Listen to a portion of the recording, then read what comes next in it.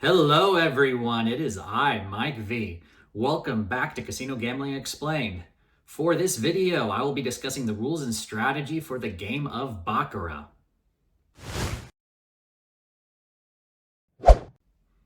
Known for being a favorite game for serious high-stakes players, Baccarat is actually an easy game to learn. Originating from Europe, the game was spread to all continents and has become the most popular casino game in Asia. From the perspective of casino players, the rules for Baccarat are straightforward, almost as if you are betting on the flip of a coin. Let me explain. On the Baccarat table, there are two main bets plus one or more side bets. For the main bets, you must pick which one of two hands will be the higher hand, the player hand or the banker hand. Keep in mind that these are just the names for the two hands. They do not refer to a specific person or the house. After all bets are placed, the dealer will deal two cards, one at a time, to each hand, first to the player and then the banker. After both hands are dealt and turned face up, a third card may be dealt to either or both hands as according to the rules for dealing the player and banker hands. You do not have to know the rules on whether a hand gets a third card or not. The dealer will take care of that, though I will explain the process shortly. If the first two cards of either the player or banker hand total 8 or 9, then no third card is dealt to either and the round ends. Once all cards are dealt, both hands are compared. The one with the higher total wins. The highest score for the hand is a total of 9, while the lowest total is 0, also called a baccarat. Winning player bets get paid at even money, while winning banker bets are paid at even money minus a 5% commission. If there is a tie, then both player and banker bets push. When determining the score, aces are valued at 1 point, 2 through 9 are worth their pip value, and tens and face cards are worth 0. If the total points for a hand exceed 9, then only the last digit is used to determine the score. For example, if a hand's first two cards are a 6 and a 5, they add up to 11, but only the last digit is used, therefore the score for that hand is 1. Now I will explain the rules for determining whether or not a hand is dealt a third card. As stated earlier, no third card is dealt if either the player or banker have a total of 8 or 9, which is called a natural. If there is no natural, then we take a look at the player's hand's current total. If the total points of the initial two cards equal 0 through 5, then a third card will be dealt to the player hand. If the total of the initial two cards equals 6 or 7, then no third card is dealt. The player hand stands. After the player hand is settled, we move on to the banker's hand. If the player has stood, then the rules for the banker are identical. A third card is drawn if the banker's hand totals 0 through 5, and not if the total is 6 or 7. On the other hand, if the player drew a third card, then that card is used to determine whether or not the banker will also draw a third card. Here are the rules. I will show it to you here on screen. The banker's hand will always draw a third card if the initial two cards are 0, 1, or 2, and will always stand on a total of 7, no matter what the player's third card is. The banker will always draw a third card on a total of 3, unless the player's third card is an 8. In that case, the banker will stand. The banker will draw a third card on a total of 4 if the player's third card is a deuce through 7, otherwise the banker stands.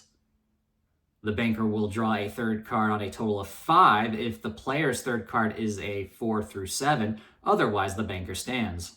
And finally, the banker will draw a third card on a total of 6 if the player's third card is a 6 or 7, otherwise the banker stands. Now let's briefly touch on other bets on the Baccarat table. The most common side bet is the tie.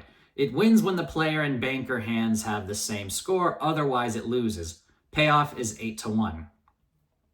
Some tables will also have other side bets, such as the player pair and banker pair. A wager on either of these pair bets wins if the first two cards of that hand are a pair, otherwise it loses. Payoff is 11 to 1. Most of you guys will likely be playing Baccarat at a smaller table, which may be called mini Baccarat. In mini Baccarat, the dealer does all the work, so all you have to think about is where to bet on.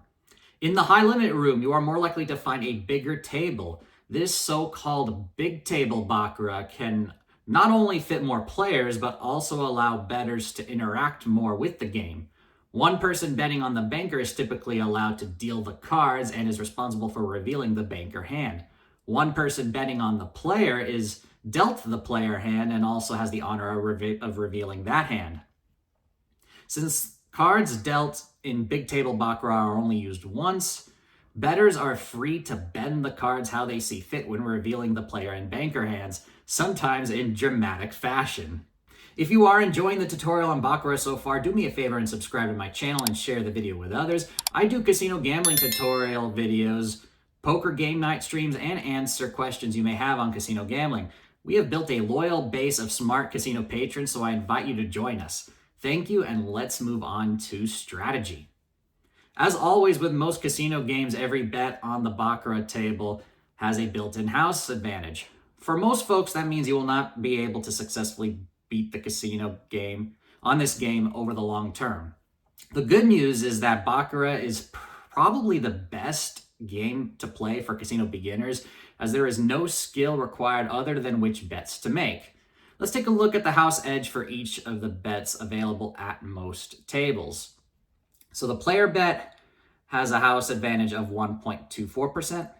The banker bet has a house edge of 1.06%. The tie bet has a house edge of 14.36%. And the player pair or banker pair has a house edge of 10.36%. Therefore, the best strategy is to always make banker bets, as that yields the lowest house advantage. Most Baccarat players don't play that way though, and will usually alternate between betting on player and banker based on some perceived trend or streak. As with other forms of gambling, it does not matter. Past events cannot be used to predict future events. If you must alter your bets, at least the player bet also has a low house edge. Just avoid the tie bet, pair bets, and any other side bets you may come across. Now, for advanced players and those looking for an edge, I am aware that it is, in theory, possible to gain an advantage in some of the side bets through card counting. Just like with blackjack, Baccarat is played with multiple decks, in this case 8, and are not shuffled until a cut card is reached, allowing for this possibility. It is beyond the scope of this video, but I have seen articles with the math shown on how certain side bets can be vulnerable to card counting. Feel free to explore with your own research if you are interested.